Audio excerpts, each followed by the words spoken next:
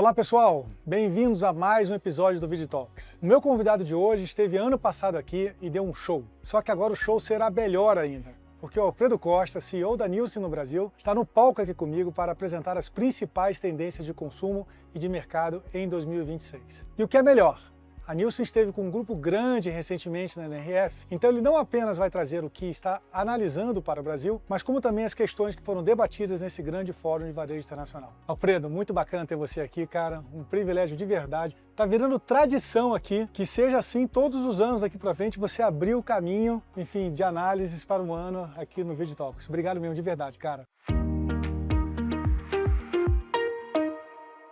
De verdade, um prazer para mim estar aqui, compartilhando um pouco aí do que a gente viu, do que a gente está enxergando para o ano. Para mim é de verdade um prazer. Espero estar aí mais vezes com você. Vamos nessa. Vamos embora. Vamos lá? Dando seguimento, eu queria, antes de começar a falar de Brasil, falar um pouco do que a gente viu nesse último mês, né? Nas últimas semanas, principalmente na NRF, lá em Nova York. A NRF é um congresso de varejo, o maior congresso de varejo do mundo. Né, acontece sempre no início de janeiro em Nova York, e a gente tem sempre a oportunidade de estar lá junto com os varejistas, junto com os fabricantes, observando o que vem acontecendo, quais são as principais tendências do que pode vir para o Brasil. Acho que tem muita coisa, né? É importante reforçar, muita coisa boa também, acho que do varejo brasileiro. Eu não acho que o varejo brasileiro está atrás, mas tem muita coisa também de inovação que é bacana para olhar. O que mais me marcou, Marco, que eu acho que é bacana compartilhar, falar de inteligência artificial é uma obviedade. Né? A gente já vem aí pelo menos há 2 anos de NRF ouvindo falar de inteligência artificial, mas o toque principal desse ano foi o quanto não é sobre inteligência artificial ou o ser humano, é inteligência artificial e o ser humano. E isso eu acho que é uma diferença enorme, e a gente viu o quanto isso na prática funciona e deve funcionar daqui para frente. Eu gosto muito do mantra ali, do slogan que o Walmart tem nos Estados Unidos, que é liderado por pessoas, mas empoderado por tecnologia. Maravilhoso. Que acho que essa é a mensagem principal do que a gente viu, ouviu e viu de muitos exemplos, né? Além disso, eu diria também uma outra coisa bastante interessante para mim, que isso muda o comportamento do consumidor, é sair de um comportamento onde o consumidor busca os produtos e, na verdade, onde ele passa a ser encontrado pelos produtos. E aí a gente já vê exemplos em e-commerces ao redor do mundo. Para te dar um número, 40% da venda do e-commerce na China já é feito através de conteúdos, seja via TikToks ou outras redes sociais. Né? Então, o produto que encontra o comprador, não mais o comprador indo buscar que produto que ele quer comprar. Isso também é uma mudança bastante grande. Por outro lado, né, eu gosto de fazer esse parênteses porque foi bem bacana, a gente saiu de uma das sessões na NRF, a gente estava com um varejista, a gente saiu, um dos principais varejistas aqui do Brasil, o líder dessa rede, e eu estava batendo papo com ele, ele tinha acabado de sair, voltado para o hotel e resolveu ir ali numa das lojas da Quinta Avenida comprar um sapato. Né? E aí na hora que eu encontrei com ele no saguão do hotel, a gente estava batendo papo, ele comentou comigo, ele falou: Fredo, é muito legal, né, essa história de inteligência artificial, de experiência de loja, de quase que a loja te abraçando, né? E esses conceitos das flagships americanas e tudo mais, ele é bem interessante, né? Essa é a tendência.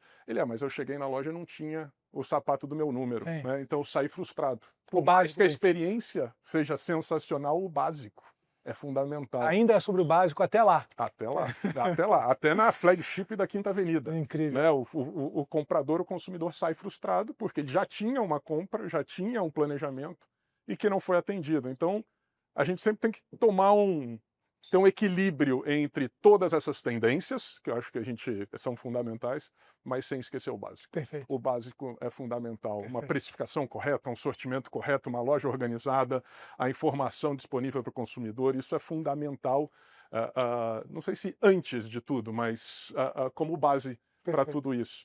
Né? E um ponto também para complementar, e a gente fala um pouco agora das perspectivas para 2026, é o quanto a gente vê a importância dos dados. Né? E a gente que trabalha muito com isso, não adianta ter inteligência artificial se eu não tenho um dado bem organizado, se eu não tenho um dado de qualidade, se eu não tenho um dado robusto, se eu não tenho a informação que complemente que leia o mercado como um todo, porque a inteligência artificial, ou machine learning, ou o nome que a gente quiser colocar dentro de tudo isso, ele vai usar dados como base para esse aprendizado, né, para trazer as conclusões e as decisões. Então, isso também foi muito enfatizado. Eu acho que isso, de novo, não que seja uma grande novidade, mas é o quanto cada vez mais as informações de qualidade com tratamento são fundamentais para gerar essas informações e os insights e tomar as melhores decisões. Muito bom. Acho que isso aqui é só como um grande resumo do que a gente ouviu lá nos Estados Unidos, né? Então, acho que é muito sobre ser humano, não só inteligência artificial, tem toda a experiência da loja. E agora falando um pouco de Brasil. A gente vive um momento que é difícil até descrever, porque a gente consegue, eu vou passar alguns números aqui para frente, falar um pouco tem coisas bastante positivas e coisas bastante preocupantes na hora que a gente olha do ponto de vista de consumo. E é um comportamento do consumidor que vem sofrendo muitas mudanças e muitos impactos, né? Eu vou passar alguns slides aqui com vocês. Basicamente, a gente vai dar passar um cenário macro como um todo para todos vocês. A gente entra um pouco na performance de cestas, quais são os produtos que vêm se destacando e o que vem pela frente do nosso ponto de vista, né? 2026, um ano cheio de questões positivas, outras talvez nem tanto, mas a gente tem um ano com eleição, a gente tem um ano com Copa do Mundo, que a gente sabe que impacta consumo, a gente tem um ano com muitos feriados, que também, dependendo da categoria de produto, também gera muito consumo, e a gente tem fatores positivos e fatores que são importantes a gente levar em consideração. Eu vou comentar um pouquinho sobre eles. Para dar esse panorama, eu queria falar um pouco sobre o que a gente já tem até esse momento, né? Falando de 2025. 2025 começa o ano de 2025 com um patamar de consumo que vinha com consumo positivo e foi trimestre a trimestre sendo reduzido, né? A gente viu uma desaceleração clara chegando ao final do ano, né? A gente já viu ali no segundo semestre, meses com mais semanas tendo tendência negativa do que positiva, né, em relação ao ano anterior. Chegando ao final do ano, já não dezembro, um consumo também não tão positivo. Você tinha uma Black Friday que antecipou muito do consumo, mas que gerou muitas das questões, muito em função do peso da inflação, né? O peso da inflação, principalmente em produtos de consumo massivo. A gente viu inflação em commodities, inflação em mercearia, muito mais alto do que o padrão que a gente está ouvindo de IPCA. Já apresenta uma certa desaceleração, isso é interessante, mas a gente já começa a olhar um pouco essa inflação, né, e vendo, apresenta melhoras, mas ainda tem um ponto de atenção.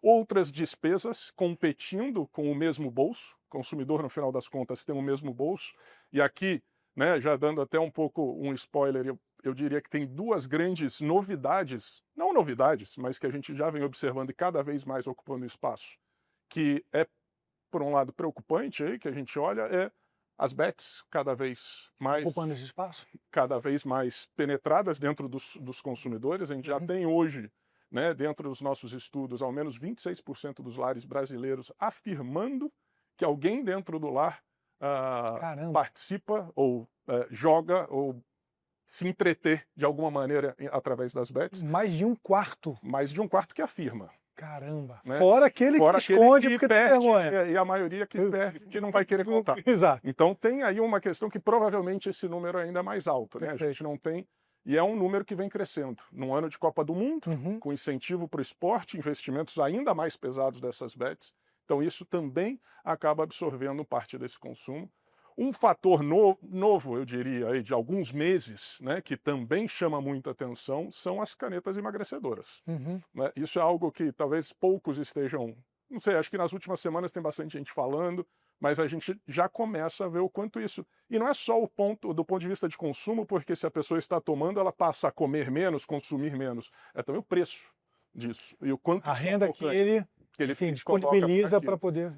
E aí muita gente, Marco, isso é um ponto interessante, fala, poxa, mas essas canetas você está falando da classe A e tudo mais, porque são caras e tudo mais. Tem as versões paralelas. Não sei o quanto você já ouviu falar disso, mas existe um contrabando pesado do Paraguai, né, onde a gente já tem informação de que você tem manicures em alguns lugares aplicando, vendendo no mercado informal, também com preços aí 70% abaixo do que seria as oficiais. E sabe lá também o que está sendo aplicado ali. Né? Aí é uma outra discussão, além de ser um risco para a saúde. Né? Mas você tem aqui um impacto muito grande.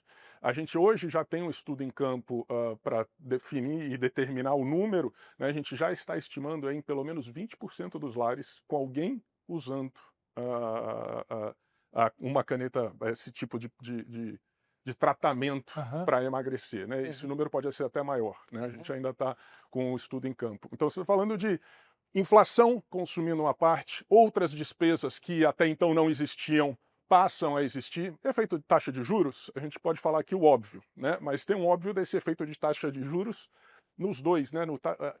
A taxa de juros é feita e ela é utilizada como uma ferramenta para segurar a inflação, mas ela por muito tempo ela acaba tendo um efeito contrário.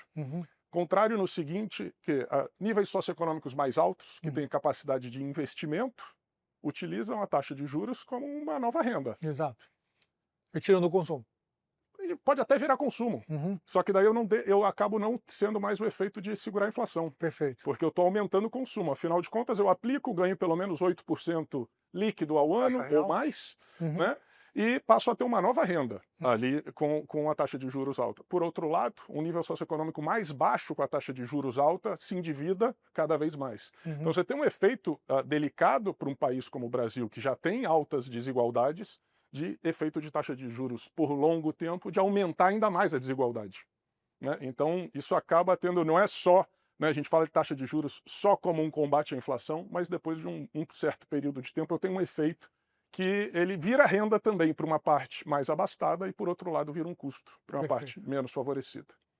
Isso acaba gerando diretamente, né, na hora que a gente olha para as nossas cestas, né, que nós medimos dentro da Nielsen IQ, de consumo fora do lar, e também o comportamento no curto prazo, né, como essas cestas estão se comportando. Tem um efeito muito forte o ano passado, por exemplo, em bebidas, onde a gente teve um ano mais frio do que a média, né, e não é só São Paulo, a gente teve, de uma forma geral, o Brasil como um todo, uma média mais baixa, então você tem impacto direto em bebidas, né, você teve outros efeitos, mas, de uma forma geral, é um momento onde são vários fatores, trazendo incertezas e dúvidas, eu diria, em relação a 2026. Aqui eu fiz um panorama, né? Eu vou passar alguns números de maneira rápida aqui, mas você vai me interrompendo aí, Marco, que a gente vai batendo um papo. Aqui é muito mais para o quanto a gente fala de inflação, né? A gente fala do IPCA até dezembro em 4,26%, mas se eu olho cada um dos grupos, né, ele é puxado nos últimos meses, puxado por alimentos, mas depois no final ele já começa a desacelerar, tendo educação e habitação, outros gastos, né, ocupando e acelerando ainda mais esse IPCA. Eu tenho outro slide onde a gente começa a ver por cesta. Olha como a gente estava falando antes, o IPCA é essa linha pontilhada. Até quase metade do ano passado, commodities, entra aqui tudo, farinha, açúcar, arroz, eu estava falando de uma inflação de 20% contra o IPCA de 5%. Né? Ele é muito diferente na hora que a gente fala, o IPCA está em 5%, está em 5% para a média como um todo. Mas existem produtos que são extremamente importantes para o varejo, como a cesta de commodities ou como a cesta de mercearia, né, que tem uma inflação que ainda está muito acima, em todos os meses acima da média. Commodities acaba abaixando no final do ano passado. Então a gente tem uma inflação que 5% é o todo, né? Mas o consumidor, na hora que vai para o supermercado, na hora que vai para a farmácia, para a mercearia, ele sente e tem um peso muito maior, uma inflação muito mais alta no seu gasto, né? Aqui a gente trouxe exemplos de óleo de soja, de café, de carne, todos eles acima aí, alguns a 50% de aumento de preço, né? Acima de 2 dígitos, né? Então tem uma variação bastante grande. Por isso que a gente fala que o preço é um ponto de atenção, né? E um ponto de preocupação. Existem sim sinais de desaceleração desse preço, mas ainda relativamente tímido, né? A gente sabe o quanto vem a taxa de juros tentando segurar e assim por diante.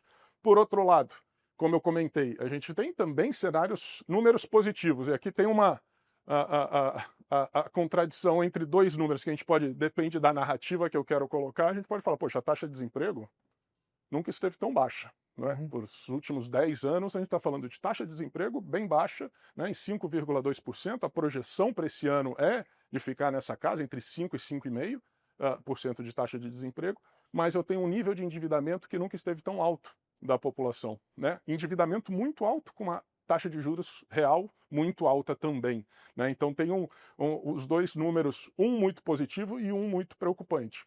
E isso acaba impactando diretamente na inadimplência. Aqui eu tenho uma evolução de inadimplência, apesar de cair no final do ano, a gente tem que sempre cai porque daí coloca algumas contas em dia com 13º e coisas do tipo, mas ela, de uma forma geral, sempre, mesmo mês de dezembro, muito mais alto que dezembros anteriores. Então ela tem um número bastante pesado, né? E um número preocupante na hora que a gente fala de taxa de juros, de endividamento, taxa de juros e inadimplência da população, né? Que tem a dívida e não consegue pagar, honrar ela em dia. Um ponto preocupante, e isso acaba afetando, né? A gente faz uma divisão aqui, né? No fundo, esses dados de gastos em relação ao que seriam os dados primários e secundários de cada lar, né, do Brasil. E a gente fala de gastos secundários, é o que? É lazer, alimentação, internet, vestuário, gastos mais gerais. Por outro lado, aqueles gastos que deveriam, normalmente, são os primeiros a serem pagos, né? Desde o consumo massivo, aqui a gente fala de FMCG, toda alimentação, higiene, beleza, limpeza, todas as cestas, as contas da casa, que aqui entra água, luz, né? A parte de saúde e outras dívidas em geral. Se a gente olha nos últimos anos, né, o que mais cai, a importância da que mais cai é a parte de consumo. Cada vez mais as outras cestas, os outros gastos, né, ganhando as contas de casa de uma forma geral, saúde, outras dívidas, né, ganhando a importância em relação a ela. Então, eu tenho sim uma taxa de desemprego melhor, eu tenho um resultado positivo, né, de um ponto de vista econômico, mas as taxas de juros, os outros gastos, as inflações, às vezes que a gente não está observando no dia a dia, estão acabando impactando diretamente a parte de consumo, né? Então, por isso que eu comentei no início, né, a gente dá para contar duas histórias, dá para a gente contar só história boa ou só história ruim, mas é uma contradição que a gente tem nesse momento no Brasil. Quando a gente questiona o consumidor, né, e como ele se sente comparado ao ano passado, como ele está sentindo a sua situação financeira hoje, mesmo com todas a gente fala de taxa de desemprego e principalmente renda disponível, são dois números que estão bastante positivos. O consumidor não percebe isso, não sente isso ainda, na hora que ele olha para o hoje, né? A gente tem também estudos como ele olha para 2026, ele olha assim de maneira otimista, brasileiro de certa forma, comparado a outros países, é sempre muito otimista, mas no hoje, no presente, ele olha ainda como uma situação igual, um pouco melhor, um pouco pior, mas nada muito diferente. E quanto ele coloca aonde ele precisou reduzir seus gastos, né? Na hora que a primeira coisa, isso é muito comum, né? Primeira coisa, entretenimento e viagens, né? Lazer fora do lar, normalmente, e gastos com viagens é a primeira coisa num momento de aperto financeiro, que é despriorizado, isso é sabido. A gente já vê a questão de marcas mais baratas, produtos alimentares, né, buscando produtos de limpeza e produtos de higiene pessoal. Cada vez mais ele começa a optar por, não preciso necessariamente dessa marca, eu posso ir com uma outra marca, e assim por diante, né? E aqui tem um comentário que eu já dei até um spoiler, que é um pouco da outra preocupação em relação às bets, onde a gente está falando aí 26% dos lares declaram participar de alguma bet, né? E não tá aqui o nível socioeconômico baixo, em alguns casos já substitui, ele começa a colocar, trocando por outros gastos, né? Deixa de consumir um determinado produto para disponibilizar o dinheiro para as bets. Isso é bem preocupante. Eu tenho duas questões aqui para te dar um tempo de respirar. Que a primeira é muito bacana, todos esses estudos que vocês têm capacidade de organizar dentro da companhia, para trazer essa perspectiva mais ampliada, né? Ou seja, o insight vem de uma perspectiva mais completa, mais ampliada sobre tudo. Então acho muito legal ver vários estudos sendo utilizados para narrativa. E um pouco da minha preocupação com o que vem à frente, sobre quais são as tuas recomendações em função de tudo isso que você está dizendo aqui para a gente, de como pode ser esse 2026. Eu vou até passar alguns slides para 2026. Eu olho esse ano de 2026, né, apesar de a gente estar no início, né, a gente ainda está acostumado a falar quase como próximo ano, né, mas esse ano de 2026, eu acredito que a gente tem questões positivas. Me preocupa o quanto as bets estão cada vez mais fortes, né, no consumo. Acho que a questão das canetas emagrecedoras tem os dois lados. Tem um lado que, de certa forma, pelo que se lê e que se estuda, sim, tem uma melhora na saúde, que em teoria, num largo prazo, isso poderia até trazer uma economia, né? Seja para o governo, seja até mesmo para as pessoas, mas aí é uma outra discussão, mas isso impacta e muda o comportamento, né? Na hora que a gente olha para cestas de produtos, cada vez mais, e também em função dessas canetas emagrecedoras, não apenas, mas todo um aspecto mais de saudabilidade, de busca por produtos mais que façam bem, né? Que tenham uma questão mais orgânica, de proteína. Hoje você vai no supermercado, praticamente todos os produtos estão lá alto em proteína. Exato. Né? Eu já cheguei a ver carne embalada com selo alto em proteína. Eu falei, isso aqui para mim era meio óbvio. Ou não é isso? Mas às vezes eles colocam isso para reforçar. Então, tem oportunidades, existem muitas oportunidades de crescimento, que eu acho que é um 2026 onde o consumidor vai fazer muita escolha. Está com um consumidor que está com um orçamento apertado. Apertado muitas vezes por outros gastos que ele não tinha antes. Né? Mudando um comportamento de alimentar uma parcela da população. Então, mas existem muitas oportunidades de crescimento. Você olha, por isso que eu olha para a quantidade de feriados de 2026, uma Copa do Mundo, a gente conversa com muitos fabricantes aí de bebidas, eles colocam na projeção de praticamente ter um mês a mais no ano. Uau. Em função de, é um momento a mais, quase que um pico sazonal a mais, né? Que em teoria a Copa do Mundo no inverno, você já teria uma baixa, mas você tem um momento onde há um maior consumo, não só bebidas, mas snacks, né? Tem todas as outras cestas. E isso também ajuda até mesmo o consumo fora do lar, né? Quanto as pessoas... Então, existem espaços, né? Para crescimento. A gente também tem que ter em mente, e eu vou passar isso mais para frente, o ano eleitoral. Ano eleitoral, e aqui eu sempre gosto de fazer esse parênteses, independente de partido, de lado político, não é nenhuma questão em relação a isso, porque esse é um tema muito delicado, existe uma injeção de dinheiro na economia. Né? Seja federal, estadual ou qualquer que seja. Né? Se coloca muito dinheiro para movimentar a economia, para inaugurar obra, e isso gera também consumo. Né? E isso tem um impacto positivo. Você tem redução de imposto de renda para as pessoas, ou isenção de imposto de renda para as pessoas que ganham até R$5.000.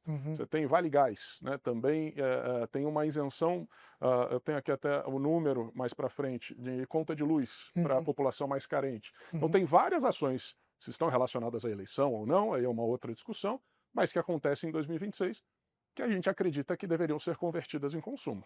Né? Então é um ano com suas preocupações, mas eu não acho que ele tende a ser um ano ruim, negativo. Eu acho que ele tem tudo para ser... Também não vai ser um ano que a economia vai voar, mas ele tende a ser um ano positivo, ok. É um otimismo moderado. Foi um bom spoiler. Tá? Bom, aqui, gente, a gente tem um pouco as cestas, tá? Eu não vou entrar nos detalhes, e o nosso principal ponto desse slide, peço desculpas aí pela quantidade de números, é muito mais mostrar a desaceleração que eu comentei no início, do início do ano passado, né, de 2024, início do ano passado, até o final de 2025, ele acontece praticamente em todas as cestas. Né? Não é específico para alimentos, específico para bebidas. A gente tem algumas com mais, outras com menos, mas todas elas apresentando desaceleração. Né? Então é isso que nos chama a atenção. Você tem uma limpeza que já tinha retraído muito, acaba recuperando no finalzinho, mas de uma forma geral, se a gente olha versus 2024, todos eles apresentando uma certa desaceleração no consumo. Então não é um movimento generalizado, né, como um todo no consumo, não é específico para cada uma delas. Mas para fazer aqui um parênteses antes da gente entrar em 2026, né, eu já comentei um pouco desses efeitos duradouros, né? O alívio inflacionário está concentrado nas commodities, né? Itens básicos, como eu comentei, alívio nos últimos meses do ano. Né? Mas moradia, educação, serviços essenciais continuam pressionando o orçamento. A combinação de juros, né? a inflação, aqui é o tema delicado, que eu estava explicando um pouco do que a gente entende, existem teorias econômicas sobre isso, dessa de maneira duradoura, o quanto isso deixa de ser um freio para a inflação e passa a ser um potencializador de desigualdade social. Né? A pressionar por despesas como saúde, moradia, o consumidor adotando estratégias, né? Como eu comentei, para troca-marca, troca de canal, como se comprava antes num determinado canal, passa aí num atacado, num atacarejo e assim por diante. Desaceleração, principalmente por bebidas, reduzindo o consumo fora do lar, né? Principalmente, eu falei um pouco também do inverno, então a gente tem essas tendências, e o final do ano mantendo os consumidores ainda nesse equilíbrio, nessa corda bamba com o seu orçamento. Né? Custo-benefício, né? Olhando, a gente estava falando aí de 2026, custo-benefício, o consumidor cada vez mais buscando as alternativas, né? E substituindo. Acho que ele cada vez menos fiel à marca. Perfeito. Isso é um ponto também que a gente vem observando nos nossos números. Falando de 2026, eu sei que eu já comentei aqui alguma coisa, alguns desses números, mas para passar um pouco mais de detalhe, e aqui até faço um parênteses que nós como Nielsen IQ, nós tivemos no ano passado a aquisição da Emitrix, é uma empresa que faz toda a medição da cadeia de abastecimento, então toda a cadeia de supply chain antes de chegar ao consumidor, a gente passa a ter essa leitura que temos como objetivo poder antecipar muito desses movimentos, olhando antes de chegar na loja como é que está o movimento, para que com isso eu possa fazer modelos de predição de market share, de resultado, de tendências ainda mais robustos. Na hora que a gente olha os números de Emitrix, e aqui eu olho o abastecimento das lojas, a gente já vinha observando uma queda até o final do ano passado. Se eu tenho os lojistas, os pontos de vendas comprando menos, a tendência é que eu comece a vender menos, né? Uma coisa puxa a outra e acaba sendo a consequência uma da outra. Então aqui é o que... e o preço, né, caindo em 2,6% o volume e o preço aumentando em 5,4%. Então cada vez mais é sempre essa ginástica. Olhando para as vendas aí semana a semana, o que eu queria destacar aqui, o que eu estava comentando com vocês do Pharma. Olha o quanto o Pharma, no segundo semestre do ano passado, principalmente, essa linha laranja, ela descola em relação aos demais. Exato. Aqui os outros a gente está falando do autosserviço, do cash and carry, do supermercado pequeno, do supermercado grande, e não é tanto o detalhe das linhas aqui que eu queria destacar, é muito mais o quanto essa linha laranja ela começa a descolar. O canal Pharma é um canal que vem apresentando muito sucesso nos últimos anos. Alguma razão específica para isso? Aqui, principalmente, se eu olho o Black Friday, canetas emagrecedoras, é o momento onde eu tenho um descolamento. Onde começa a descolar. Ticket muito alto, né? Para você ter uma ideia, as canetas emagrecedoras foram dos itens mais vendidos na Black Friday do ano passado. Caramba. Né, o quanto isso gerou de ruptura, e são itens com preço médio acima de R$2.000, R$1.500, então são itens que acabam influenciando. Não é apenas, tá? Eu não quero deixar a Pharma só como isso, porque as cadeias, principalmente as cadeias de farmácia, vêm fazendo um trabalho muito interessante de gestão de categoria, de sortimento, de produtos exclusivos. CRM. Então tem um trabalho muito bem feito, mas tem aqui um efeito também bastante forte em relação a isso. Tá? E também um ponto mais aqui como da Black Friday, como eu estava falando, né, o quanto as vendas foram positivas na Black Friday e o quanto isso não antecipou o consumo de dezembro. A gente também viu esse movimento na Black Friday do ano passado. E aí o que a gente olha para 2026? Né? Para falar de 2026, eu trouxe aqui para vocês um slide onde a gente olha desde 2004, qual é o comportamento em relação às cestas Nielsen. O que eu chamo de cestas Nielsen IQ? São mais de 200 categorias de produto que a gente mede em todos os formatos de loja, eu consolido e vejo como está o consumo no Brasil. Para dar um exemplo, 2004, 3,6% era o quanto tinha crescido a cesta Nielsen como um todo versus 2003. E a gente via o comportamento em cada um deles. 2013 foi a primeira vez, nessa série histórica, que tinha apresentado retração de 0,4%. Não sei o quanto vocês lembram, foi um momento que a gente teve a crise econômica, teve as passeatas, o aumento, 10 centavos de aumento na tarifa do ônibus e coisa do tipo. Né? Então a gente teve um momento bastante negativo. A gente teve crise econômica 2015, né? 2014 Copa, 2015 momento de crise econômica, inflação em duplo dígito, depois impeachment, teve aí algumas movimentações políticas muito fortes. E aí a gente teve também Covid, o quanto isso também nos impactou. Na hora que a gente começa a se recuperar em relação a isso, a gente passa a ter um year-to-date, aqui eu estou falando só até o final de setembro, numa queda de 0,4%. Né? A gente acabou terminando o ano um pouquinho positivo, o último trimestre ele foi mais positivo.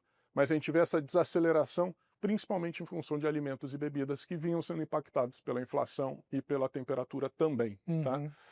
Olho para 2026, né? A gente tem 3 pontos que eu comentei, além das bets, além das canetas, eleições, Copa do Mundo e temperatura. As previsões de temperatura que não seja tão frio quanto foi o ano passado. E isso ajuda. Isso ajuda para algumas categorias. Sem dúvida. Né? Categorias importantes. Você vai pegar uma cerveja, é praticamente a principal categoria do varejo. E que tem uma representatividade grande. Exato. E ela tem uma influência direta de temperatura. Né? Copa do Mundo, que também influencia cervejas, refrigerantes, né? Bebidas de uma forma geral, os snacks. E as eleições, como eu comentei um pouco do que traz de dinheiro em relação a isso. E a gente fez aqui, para tentar trazer um paralelo, um cruzamento entre 2018, 2022 e 2026. Né? Como é que estava os últimos anos de eleição e a projeção para 2026? Acho que 2014 a gente não gosta de lembrar da Copa, mas acho que tem por outras questões, por isso a gente fez 2018 para cá. Né? PIB de 2018, 1,8%. De 2022, 3%. A projeção desse ano, do Boletim Focus, está ali entre 1,5% e 2%. Né? Inflação não tão alta, num patamar, eu diria, até mais controlado, né, do que a gente teve em 2022. O desemprego no melhor patamar possível, entre todos os anos. Né? 5,2% a 5,8%, a projeção para esse ano. Lógico que hoje em dia tudo muda muito rápido, mas bastante positivo. Taxa de dólar, de certa forma, né? E aí pegando esses últimos dias, já abaixo de 5,20. Né? Fechou ontem 5,18. A gente está falando aqui, essa é a projeção do Boletim Focus de uma semana atrás, estava aí entre 5,32 e 5,50.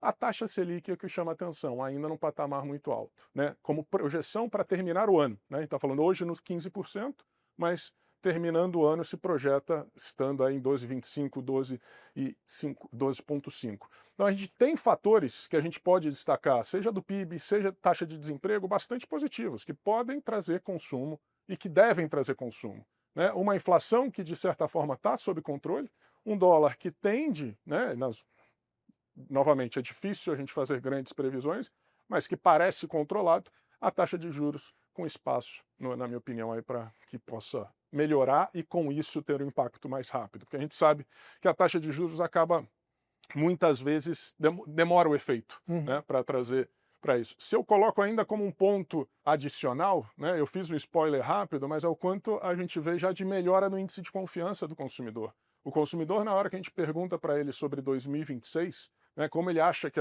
isso a gente fez no final do ano passado, como ele entende como que ele vai iniciar o ano em relação à sua situação financeira, a gente está falando de um cenário aí de 2/3 falando que acreditam que estarão melhores, né, que estariam melhores nesse momento significativamente melhor ou um pouco melhor.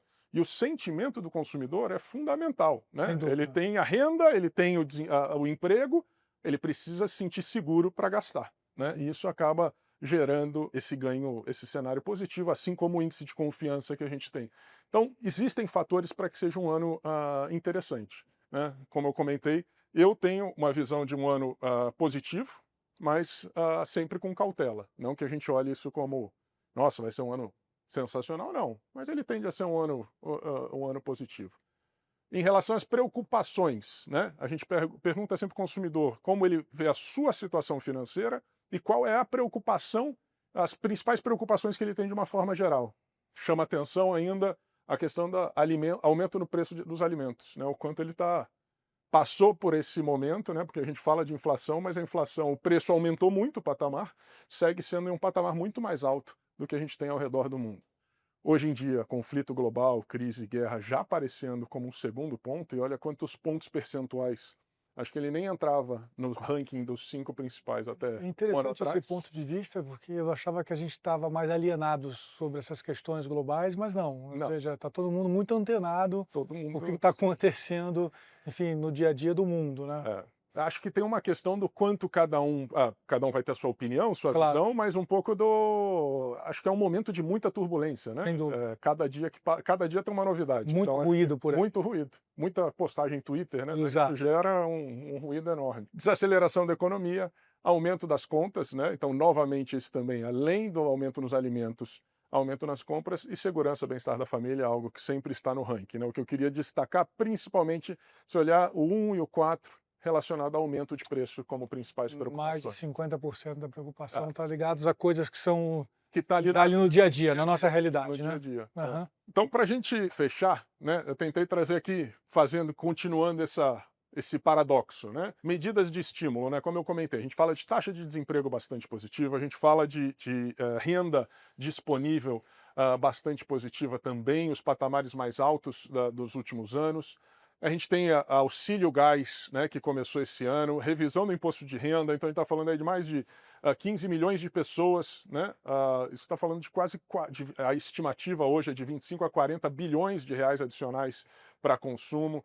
Tarifa social de energia também gerando uma economia aí de desconto médio de 12% para quase 55 milhões de pessoas. Então você tem 3 fatores que são interessantes. Eu adiciono a isso, novamente, taxa de desemprego também mais baixa. Consumidor brasileiro mais confiante para o ano de 2026, também isso é importante. O que a gente olha como cuidado é a questão de crédito e inadimplência, né? O quanto isso está muito alto e muito correlato uma coisa com a outra. Quanto mais alta essa taxa de juros, mais alta a inadimplência e como a gente consegue mudar essa situação, porque ao mesmo tempo não adianta baixar a taxa de juros muito forte de maneira muito rápida, que a gente sabe que isso acelera a inflação, mas é achar o ponto certo aí, né, os especialistas, porque a gente entende que nesse é um momento hoje que isso é uma preocupação. Outra preocupação é o que eu comentei também sobre as bets, né, e aqui a gente reforça sobre esses números. A gente está falando de quase 36 bilhões, existem outras estimativas de números maiores, mas que hoje esse é o número oficial, com 18 milhões de apostadores, e a gente olha isso com a Copa do Mundo provavelmente acelerando muito, né? Normalmente na Copa do Mundo a gente já tem o hábito de fazer o bolão no churrasco, né, e tudo mais. Cara, isso acaba sendo... Eu não tinha pensado sobre esse ponto de vista, mas é uma baita numa verdade. E o quanto eles investem nesse momento. Sem dúvida. Seguramente vão investir muito em propaganda. A gente está falando, lógico, tem regulamentação e tudo mais, mas é um ponto de preocupação que eu sempre faço um comparativo, um paralelo, há pouco mais de 20 anos, né, já há bastante tempo na Nielsen, a gente teve um momento onde as pessoas passaram a ter o celular pré-pago, e aumentou muito a penetração dos celulares, né, no Brasil como um todo, isso início dos anos 2000.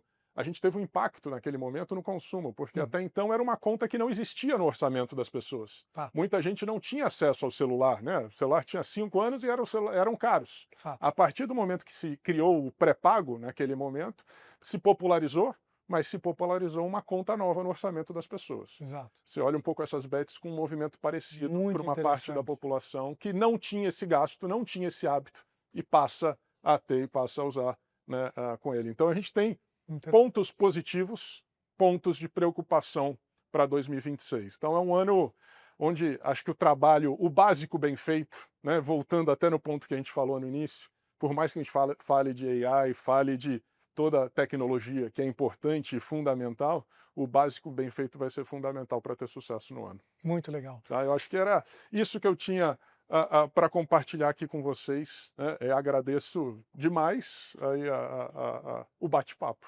Poxa, Alfredo, eu comecei a introdução aqui, né, trazendo um pouco, talvez ali da minha expectativa de que a sua apresentação ia ser não a apresentação, né, mas a tua presença aqui ia ser muito melhor que no ano passado, e de fato foi melhor ainda do que eu poderia imaginar, nem que eu sonhava.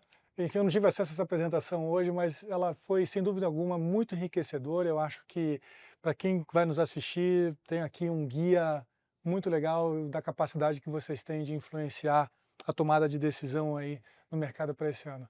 E virou cadeira cativa, de verdade. Conta comigo. Virou cadeira cativa, eu quero você sempre aqui, é muito bacana, enfim, essa capacidade que vocês têm de iluminar caminhos. Obrigado, Alfredo. Obrigado você, Marco. Um prazer enorme estar aqui com vocês. Espero ano que vem estar de volta. Vamos embora.